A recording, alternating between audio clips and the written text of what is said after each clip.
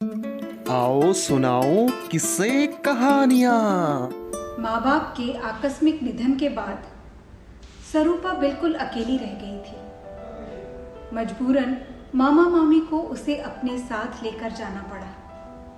मामा मामी उसे लिवा तो लाए थे, लेकिन उसे प्यार न देते। उसके साथ हमेशा ही उस घर में कटु व्यवहार किया जाता था।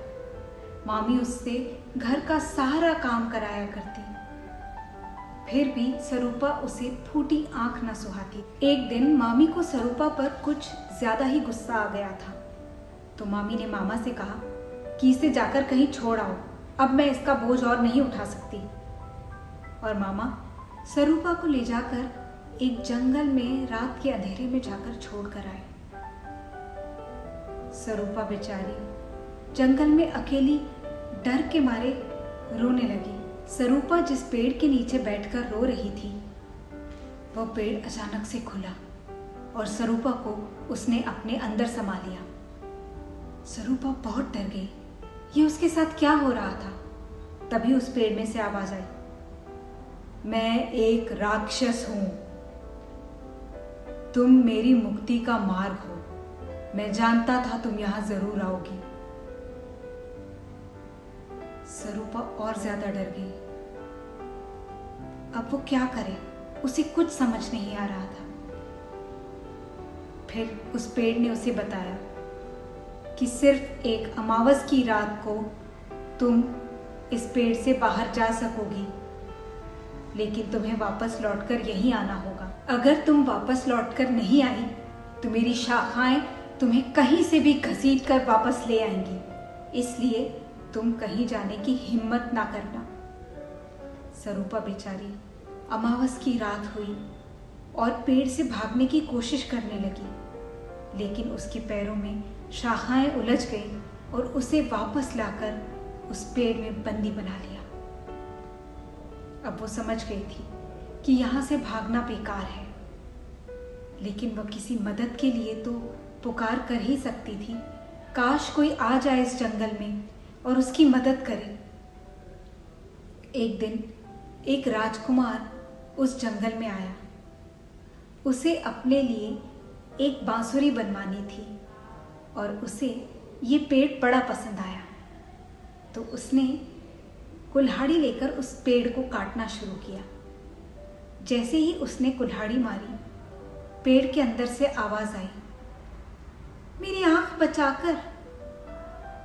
फिर उसने दूसरी बार कुल्हाड़ी मारी तो फिर पेड़ से आवाज आई, उफ मेरे कान। राजकुमार अचरज में पड़ गया, पेड़ से ये कैसी आवाजें आ रही हैं। राजकुमार अपने महल में लौट तो आया था, लेकिन वो आवाजें उसका पीछा कर रही थी। उसे उस आवाज से प्यार हो गया था, वो उस आवाज को भुला ही नहीं पा रहा था। जल्दी ही राजकुमार की शादी होने वाली थी, लेकिन उसने शादी से इनकार कर दिया। राजा रानी बड़े परेशान हो गए कि उनके बेटे को ये अचानक क्या हो गया है, वह शादी से इनकार क्यों कर रहा है। तो राजकुमार ने कहा, मैं उस पेड़ से ही शादी करूंगा, मैं किसी और से शादी नहीं कर सकता, मैं उस पेड़ से ही प्रेम करता हूं। राजा रानी को आखिर हार कर बेटे की बात माननी ही पड़ी। उस पेड़ को उखड़वा कर अपने बगीचे में लगवाया और उस पेड़ से राजकुमार ने शादी की। अब राजकुमार इंतजार करने लगा कि दोबारा इस पेड़ से आवाज कब आएगी। वह रोज उस पेड़ पर नजर रखता। एक रात, वो अमावस की रात थी, जब सरूपा पेड़ से निकलकर महल में यहां वहां घूमने लगी। राजकुमार ने उसे देखा और जैसे ही उस पर राजकुमार की नजर पड़ी, सरूपा दौड़कर वापस पेड़ के अंदर चली गई। वह जानती थी कि पेड़ की शाखाएं उसे पकड़कर वापस घसीटकर पेड़ के अंदर ले ही लेगी, इसलिए वह राजकुमार से बिना बात किए ही पेड़ के अंदर चली गई और सोचने लगी कि मैं ऐसा क्या करूं कि मुझे इस पेड़ से मुक्ति मिल सके। पेड़ से आवाज आई, तुझे कभी मुक्ति नहीं मिलेगी, जब तक मैं मुक्त नहीं होता मैं तुझे मुक्त नहीं कर सकता, और तेरी मुक्ति होते ही मैं तुझे खा जाऊंगा। उधर राजकुमार ने सरूपा को पेड़ के अंदर जाते हुए देख लिया था। वह सोचने लगा कि फिर वो कब बाहर आएगी। अमावस की रात को जब फिर से वो आई, राजकुमार ने उसका हाथ पकड़ लिया। सरूपा ने कहा, राजकुमार मुझे छोड़ दीजिए, मैं यहाँ नहीं रुक सकती, वो दरख्त मुझे वापस अपने अंदर ले लेगा। राजकुमार ने कहा, सरूपा कोई तो रास्ता होगा, किसी तरह तुम्हें मैं उस पेड़ से मुक्ति दिला सकूं। सरूपा ने कहा, मैं नहीं जानती, लेकिन इस वक्त मुझे जाना होगा। सरूपा वापस पेड़ के अंदर चली गई और राजकुमार सोचने लगा, और फिर उसके दिमाग में एक विचार कौंधा और उसने एक योजना बनाई और वो इंतजार करने लगा अगली बार सरूपा के बाहर आने का। फिर अमावस की रात आई और सरूपा फिर उस पेड़ से बाहर आई। उसने सरूपा को बंदी बना लिया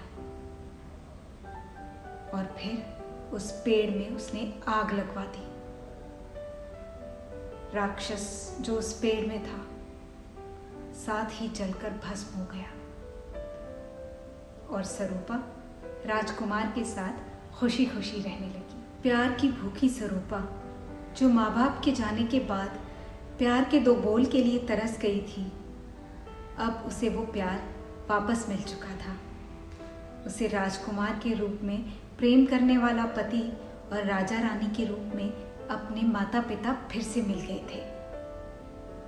अगर आपको आज की कहानी पसंद आई है तो प्लीज़ इस वीडियो को लाइक कर दीजिए, शेयर कीजिए और हमारे चैनल को सब्सक्राइब करना बिल्कुल मत भूलिएगा।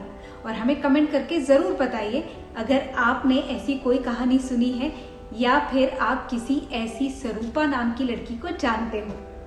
तो मिलते हैं आपसे फिर एक नई कहानी के साथ, तब तक के लिए नमस्कार।